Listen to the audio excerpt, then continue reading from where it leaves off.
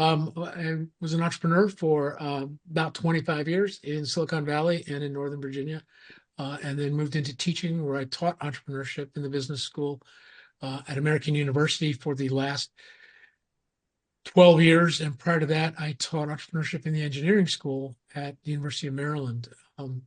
And now I just work and counsel various young entrepreneurs trying to figure out how to put the pieces together to build a successful business and a successful life.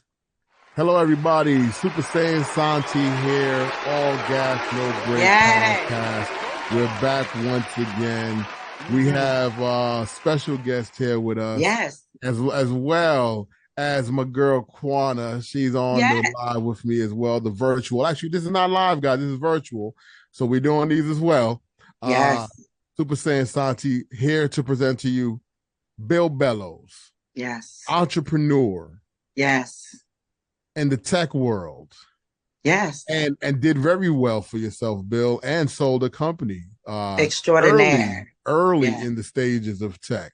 Wow. Can you please introduce yourselves to our listeners and give them a little bit of what you do besides what I just said? Sure. Okay. Well, first of all, thank you for having me. And having followed your career since you were in college, congratulations to you on this amazing progress that you've had, this amazing journey you've had. Just so excited to be here and proud of all the great things that you've achieved. My background really sort of comes into three parts, working on the corporate side in technology for IBM for a few years, then getting that entrepreneurial itch myself and jumping out and starting a company in Silicon Valley just as the internet was starting to explode everywhere. So it was a very good time to be out there. And then after about 20 years of starting, running companies, switching over to education and having the opportunity and really a blessing to teach entrepreneurship to young students at the University of Maryland and then later at American University. And as part of that, being part of something that I think is really important, which is the growing regional infrastructure of entrepreneurship that we're seeing around the country in the DMV, particularly where we've got this great, vibrant, growing infrastructure for startups. It's just very exciting to see and have been part of watching that grow over the last 10, 15 years. Oh, wow. Yeah, that's dope. Yeah, and besides watching it grow, though, you were also a part of it, growth in the educational realm as well. Well, hopefully. I mean, I hope I've been able to contribute. We, working in startup incubators that take young companies, people with just trying to formulate their ideas and see if there's a business there. Working at that for the University of Maryland, which is one of the real pioneers in that space, and then helping to start an incubator at American University and using that as sort of a pipeline and a funnel for young student entrepreneurs to test ideas and then move out, get funding, and start their own company. So that's been fun. That's really probably the most rewarding part of it, is to see someone come in as a young person and exit as an entrepreneur with a company, making money and ready to go tackle the world. Wow. I think that's awesome. I think that's our job. Once we get through life to a certain point, is to go back and teach and show them the way. Because, a lot of us would have been doing better if we had been shown the way instead of, taking our own path. So I think that is something that us older folks should do instead of looking down on the youngsters, try to show them the way. So I think that is dope. Well, thank you. There's an old saying that says you never know how much you understand something until you teach it to somebody else. And so I have to say that I've learned so much by teaching. It really is one of these cyclical things that it just kind of keeps coming back and coming back. And it's really exciting. It's really and fulfilling in ways, as you mentioned, Quan. Yes, absolutely. I think that's our job, is to bring it back. Because, it's one thing to have one pedal. It's another thing to have two. So you can go much further, much faster if you have somebody showing you the way. Yeah. And at my age, it's either take up space or do something to help a little bit. So my wife says I take up way too much space, so I had to go do something. Hilarious. Wives. I know. wives. They're the best. You know, Bill, Good we thing. touched on this when we talked a little bit about your entry into entrepreneurship. Would you mind and it was a bumpy beginning kind of at first because of what happened they got you there, right? Would you say it was bumpy? And if you don't mind just letting the people know how that happened. Yeah, I'll try and keep it short because it's somewhat of a long story, but after leaving IBM, I was in Silicon Valley working for a company that was doing a lot of marketing consulting, public relations, helping tech companies sort of translate the language of technology into language that we all could understand as everyday people. And because of that, I got to work with a lot of really cool people. Oftentimes, the CEO of a company who is usually the person bringing that message out, right? So they're the person most concerned. The company I was working for, which I enjoyed, ended up getting bought by another company, and the acquiring company wasn't as generous, let's say, to be nice. And so myself and one other guy decided to jump out and start our own company. Which we did. But we learned, that, your credit cards are really useful up to a point because you keep buying stuff that you need in your company and you're spending more than you're bringing in usually for a while. So it was challenging. And then going out and finding people to come work for your little company, when you can't promise them much except a dream.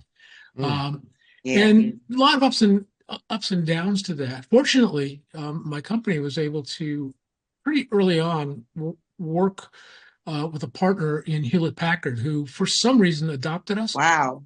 At a time when they were just really going gangbusters in all parts of their business. And so our challenge then moved from how do we just stay in business to how do we keep up with all this growth that this big company is asking us to do, and where do we get the funding to do that? And so what you do, as a lot of startups do, is you reinvest the money that you would have taken for yourself, to put gas in the car or, have a nice dinner, and you eat at McDonald's more, you drive a beat up old car, and you keep putting that money back into the business to hire people, get more computers, more printers, more rent, things like that. So there's the challenging nature of starting up, as I know you both know, is one that's exciting, because it's almost like you're in a movie watching that movie play out. You're the hero, and are you going to make it? There's a lot of forces lined up against you, versus the reality of life, which is how do I eat, pay the rent, and things like that. And so that's why I think when entrepreneurs do succeed, we owe them a lot of a round of applause and a lot of gratitude, because small businesses and startups create more jobs in this country every year than all the big companies combined. And so someone takes on that risk and decides to go do that. They're doing it, at their own peril, but the long-term return on that is they're creating jobs, they're creating taxes, they're creating new opportunities for people. And so I saw a big boom in that. The pandemic created a big boom of entrepreneurs that just came out of nowhere. Do you see that going on for the future? Is that something that's going to continue? That's a great point. You would think that during the pandemic that, as businesses were kind of slowing down, that the number of startups would slow down, but it didn't. We saw a lot of startups. We saw a lot of money going into startups. And I think there's a couple reasons for that. Not the least of which is this breakthrough that we've seen over the last 10 years in cloud computing has enabled even a small independent startup to access the most professional tools, be able to scale up their business or scale down depending on how busy it is. And so I think cloud computing has really been an underrated but really important asset to the startup world. Yeah. And when you say cloud computing, what exactly do you mean by cloud computing? Well, think about it in the old days, right? If I was starting a company and I wanted to do all the things that we do on the web today, I would have to have a room full of computers, which big ones to be competitive that I couldn't afford. Not only could I not afford them, the power to run them, the knowledge about how to keep them running, the software. And now we have data centers going up. In fact, where I live here in Loudoun County, Virginia, there are data centers going up everywhere to the point that the public everywhere over there. And this region is now sort of the crossroads for the internet for the world. But all those things mean I can use somebody else's computer. I have to pay for it, but I can harness the power of as much computing power as I need to do that work. And I can, as an individual, I can look and function very competitively with larger companies that might be more true. It is very true. That's true. And I just got laughed at. My daughter asked me what was a typewriter.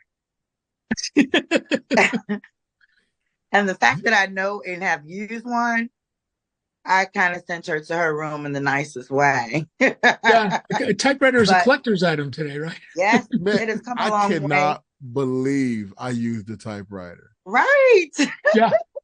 And then make a mistake and then be out of that whiteout. That was the worst.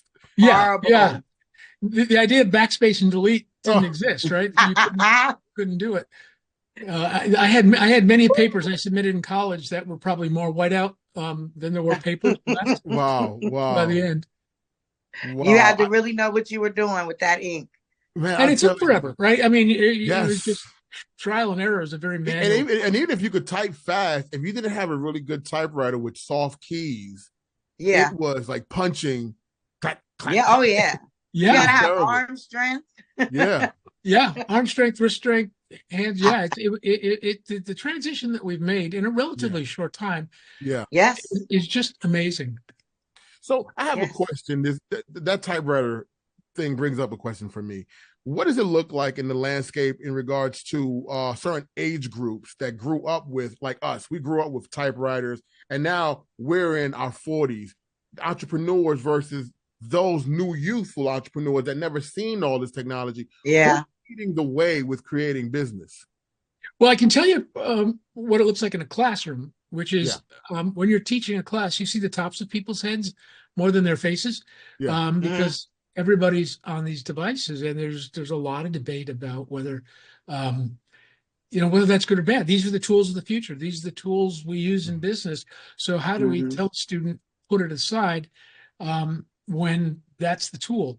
And there's arguments to both sides of that. As it looks like in business, I think we can think of just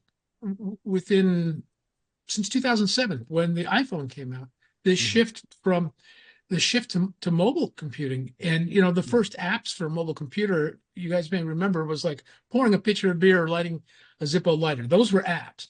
And now today, companies are running their entire business on those. You can book an airline, an entire trip to anywhere in the world from a restaurant. It's just changed how we work. And it's given a lot of access to information. There are countries in the world, developing countries, that don't have the telephone infrastructure that we do.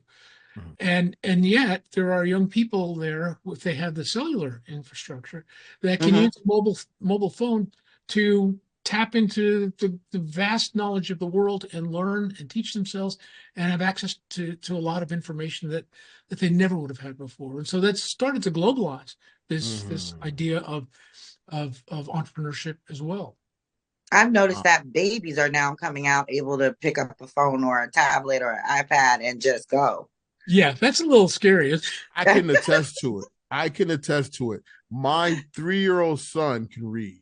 He was reading at 2 because of his iPad. Yeah. Wow.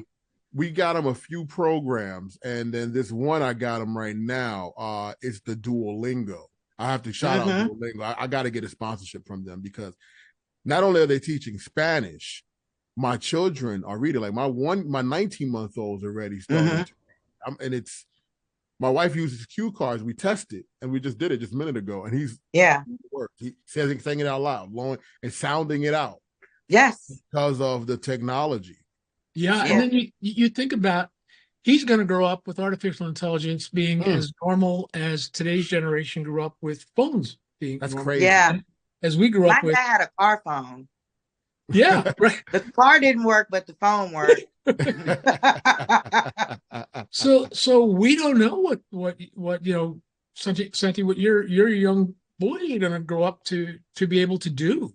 I mean, Yeah. if he's already reading, one of the things we talk about with artificial intelligence is on the positive side, the people who don't see it as a conspiracy or something that's going to take the world and turn us all into robots, the one of the positive things is that human beings can work at a higher level because the artificial intelligence will be able to do the lower level repetitive tasks that we do today. Yeah. Jobs will change and jobs will probably get lost as a result of that. But who knows what that's going to enable us to do in the future. And so to your question, what does it mean for people in their 40s in the business world?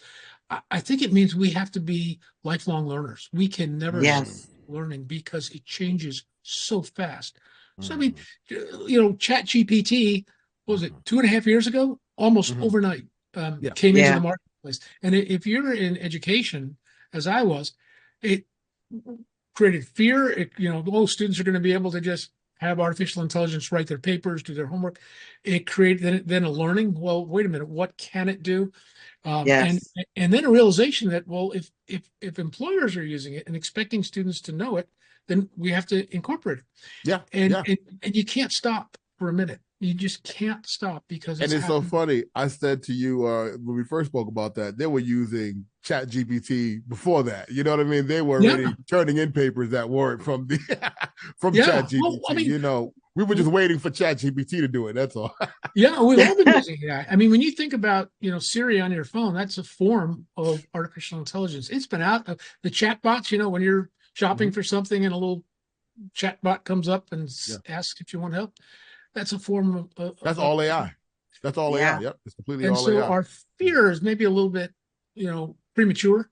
Let's figure out what this thing is before we think it's going to take over. It can be scary, and I know a lot of older people who don't want to learn, who don't want to be a part of it, don't want to, grow with it, kind of refusing to. Yeah. And I do see a lot of them being left behind. Yeah. Absolutely. And what happens? Well, then they're not accessible to the jobs of the future. One. Which are hopefully higher paying. Two, their children and grandchildren are not going to be able to learn from them. And so as a parent, you're kind of deflecting that learning to a teacher, in some form, or their friends, maybe even worse in some cases. But but it's hard. And yet there are people who, at some point you go, my brain just can't, the change is so fast, my brain can't absorb this fast enough. And it's a political issue too, right? When we talk about the flyover states, you think about so much of the technology that developed over the last 20 years, developed on both coasts. The middle part of the country was sort of left out of that. In a lot of ways. And that's created a lot of economic difference, a lot of political difference. And so innovation as a political force, I think, is largely underrated. You remember in the 2016 election, there was a question about, how do we modernize the workforce? And Hillary Clinton made the statement that, well, we'll take coal miners and we'll teach them to use software. Well, that's easy to say. It's a very complex thing to do. And I think a lot of people looked at it and said, good luck, right? It just takes longer. And so it has become this probably disproportionate influence on politics and economics. Because anything else, you have to want to learn it. If you don't want to really learn anything, you're not going to. And then you have to have the systems in place. And then you have to have the people who can teach it, which, in universities, there aren't enough computer science teachers in universities today because we can make so much more working in private industry. That makes sense. So these are all big challenges, and they're going to get more complex as we go into the future because we're going to be more dependent on technology. As we are, because these kids can't pick their head up. They're not. No, I have that one uncle who still has the VCR blinking 12. So no way. I think he's never gonna. I think he's never gonna come around. He's never gonna fix the time, huh? Everybody's got one. Some people talk about, People who still have a phone with a cord on it, right? Yeah. Yeah. Oh my They used God. to give up their corded phone, and A then house phone. yeah, they may never change. Right? Yeah. Bill, so I got it, cloud computer, and that's true with the subscription model that's going on right now with everything. Because recently, I created a flyer for a business, and when could you have created other than knowing Adobe and Premiere and going through all that? Now you can plug and play. There's a place for that with Yeah, Canva. you go to Canva online, Yeah, and you can get just about anything you want and look really, really professional. And I think, yeah, in a way, that's been an asset to startups as well, because now a startup can look just as professional on its website, in its social Yeah. media platforms, in its brochures and materials as a sophisticated company. yeah.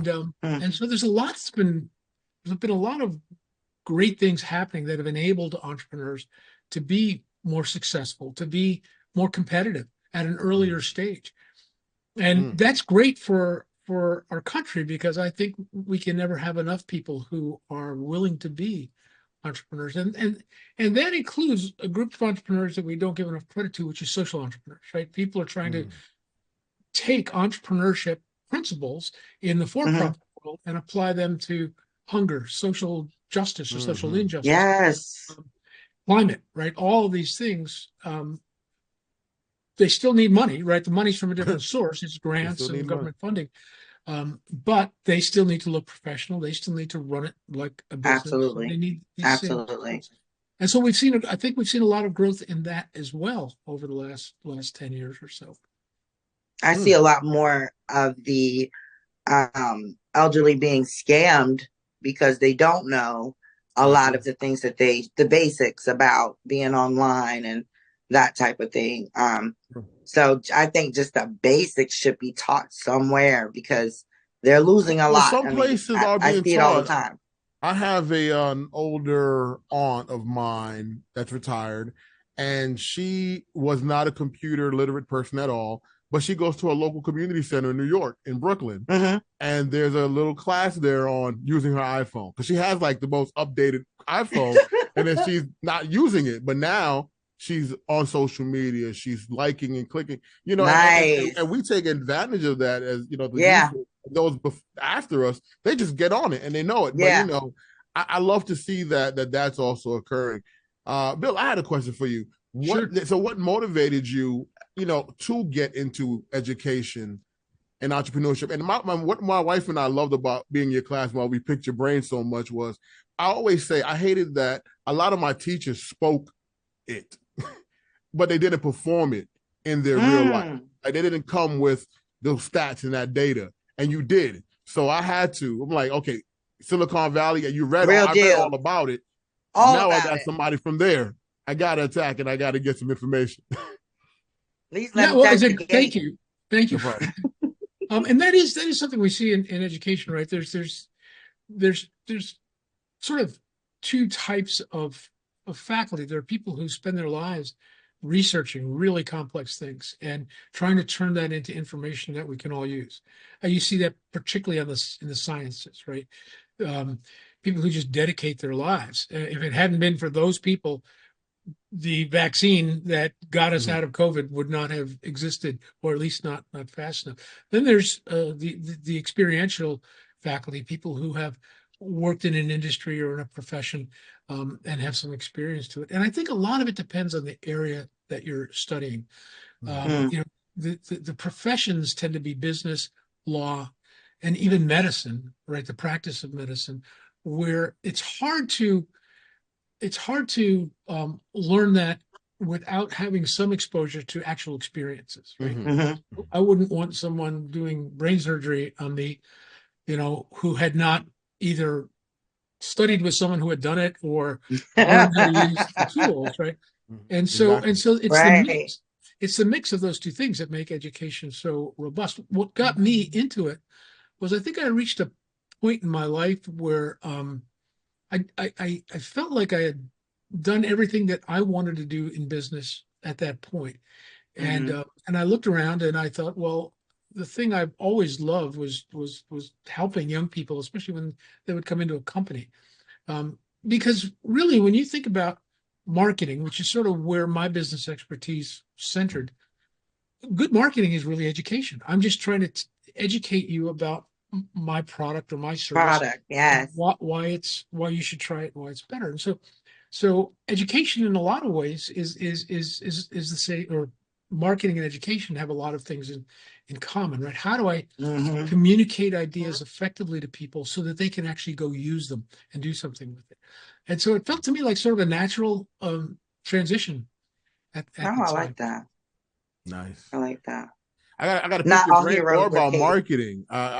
It's one of my favorite subjects in business. Yes, it is. Marketing, because you got to get your reach to the people. You got to reach the people, and is where we currently are. We're currently reached the people. Now we need to reach the pockets of the business. That's right.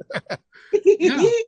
But people won't buy until they've been educated about your product and about the market, right? They're not going to, unless they tend to be people who just make emotional purchases very quickly, right? But most people, especially as items get more expensive, people want to know. They want to do their own research. And by the way, that's another thing that the internet has brought us that we didn't have before, right? Yeah. We can now shop and look up every detail. We can look at reviews. We can see how people like things, how they don't like them. We can shop for better deals without leaving our computer. And so we're more informed as customers if we choose to be now. And so marketing has to be, in a lot of ways, even more educational than it was before. Yes, and I agree. It's currently what's going on in the I know our local governments are having issues with it. They're not reaching the youth as much as No.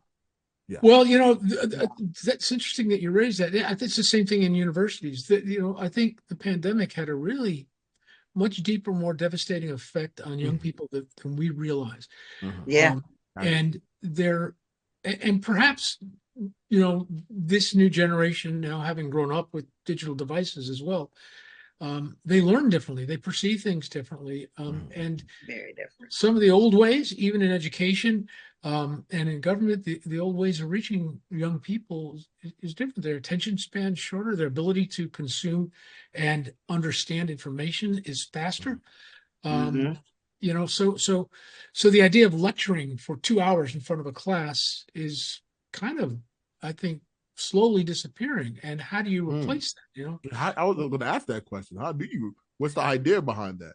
Well, I think there's a couple things that we've seen. One is, what we call experiential learning. How do we simulate things, or how do we put students in real world situations and let them experience that and learn by doing, as opposed to learn by lecturing? And that's become a big trend. And the second thing is using digital media more. If you go into even an elementary school classroom, you'll see teachers using all kinds of projectors and things to make the experience. I'd be happy when they just roll that big TV in there. Yeah, and it covered now up they pull it the down. blackboard or the green board, right?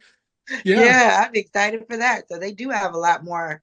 Wow. But think about if you're a teacher, you're a teacher and your students in fifth grade know more about technology than you do. That's crazy. Isn't that nuts? Technology is a teaching tool, so they have more access to more information. So we as a society have to just accelerate. Wow. I think we're feeling that now. I don't know if you both feel it, but it sure seems to me like things are moving faster, changing faster. Things are becoming outdated faster. It is changing so fast. I read an article, and it was years ago, that every 6 months we were updating, we were enhancing the computer. Now it's like within hours or something like that. Like hours now. I'll give you an example. The cell phone is moving quickly. Honestly, huge. every year is not enough for a new cell phone. No.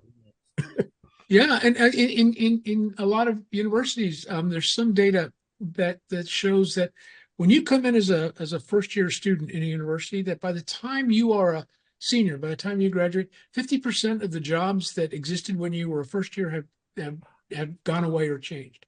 So think about it. Half the jobs are changing or disappearing by the time you graduate, which means even in your 4 years of college, technology has moved and made dramatic changes. It's really Yes. people in their 20s, people in their late 20s who graduated, let's say in the early to mid 2000s, didn't grow up with artificial intelligence. People who graduate now will. So Yeah. are those people who are still in their 20s outdated, in Wow. their ability to do jobs in just 4 years after spending all that money and time to go to Wow. Right. college? Wow. That's So amazing. I didn't even, yeah, but that's what makes it scary. Is it yeah, too fast? I don't believe it is too fast for me personally because I love tech. If you become a person that just loves tech, and even if you don't have the new tech, but you understand tech, you really wouldn't be left behind. And this is why I love business so much and Mhm. marketing and business because it keeps me in tech. And I remember at one point when I was going to Maryland, I didn't understand why IT was involved with business and accounting and certain, other studies. But when I got done with it, I've completed my degree and now I'm in life and I'm getting experience. I'm like, oh my God, I always am involved in tech, no matter what Yes, I try no not matter to what. do because I'm in sales. I'm a sales guy. So you have to be in tech in that regard almost. You can't escape it. it's true, No. and we look at the last three or four topics that we've talked about, and I think what we're starting to see is, I think as a country and probably as a globe, we're beginning to understand the intersection between Mm, science, business, technology, science, mm, government, and society, right? Things, government regulations. Look at what we've been trying to do since the Obama administration on clean tech, right? Government trying to use regulation to accelerate clean technology. That creates a whole new generation of companies, but those companies have an impact on society. How fast can society keep up with that? Keep up.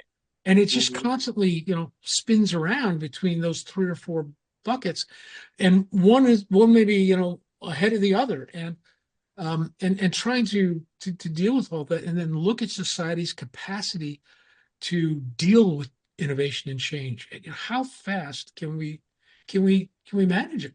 As much as some of us may love technology, how fast can we absorb that change? I'll give you the simplest little example. Maybe you've experienced this too. mhm. All the different connectors, just the little cables that connect you. I probably got USB-C versus USB. I understand what you're saying. Yes. in the last 5 years, I've got drawers full of them because each one connects differently, and I'm exhausted, and they're not cheap, right? And No. it's only because they would not comply to one because they can and they should have. And that's Yeah, why I actually lately been going with the companies that have. Because look at the iPhone. Like they had to. It's like we're not going to comply with that Android. Excuse Right. me, that iPhone connection. They had to. It had to go over to USB C, and everybody, yeah. even though now it's on all their computers. But now Well, if you had that older connection, you throw it away. You know what I mean? and now extend that same problem out to cars, electric Yeah. cars, right? Well, you've got the Tesla charging system, and then you've got another charging system, and so it starts to have a bigger impact. And now Tesla says, "Well, we'll open up our chargers." It's it's all these little things that just Yeah. Yeah. that come into play that I don't think we've yet been very good at anticipating those and what it means to people. Companies, Mm-hmm. Mm-hmm. engineers just do it because they can, right? I can make it faster, I can make it better, but engineers aren't school teachers, right? Yeah. Or children Right. or airline pilots, right? It's society has to be able to adapt to some of these things. Wow, that's interesting. Great conversation. I'm digging this. Thank you for this convo. So I have a question for you. In regards to the key qualities of an entrepreneur, what do you believe are the key qualities that make an Ooh. entrepreneur? That is a really great question. I think one of them we talked about. You have to be a lifetime learner. Just look at your own business, right? Mhm. How much has it changed since you've been in business? How much new technology do you have to be aware of? How have your customers changed? How have you collected data, and what do you do with that data? Um, Mhm. all of those things just they never stop changing. And so, one, we have to be lifetime learners. I think the second thing is we have to be. It kind of goes hand in hand. People like to say there's a big um, area today where people are talking about, oh, don't be afraid to fail, don't be afraid to fail, don't be afraid to fail.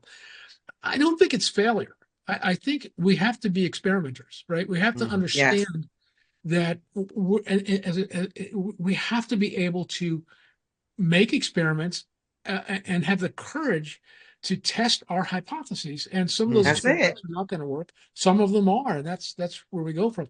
Thomas Edison said, "I didn't fail. I only tried 10,000 ways that didn't work." There you go.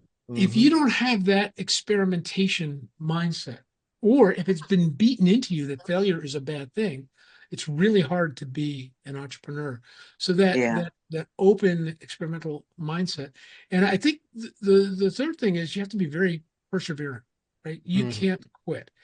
Santi, I'm sure there have been times where you go home, and you're exhausted, or your costs are for that month have outpaced your revenue. And it's like, what am I going to do? How much longer do I have to deal with all of this?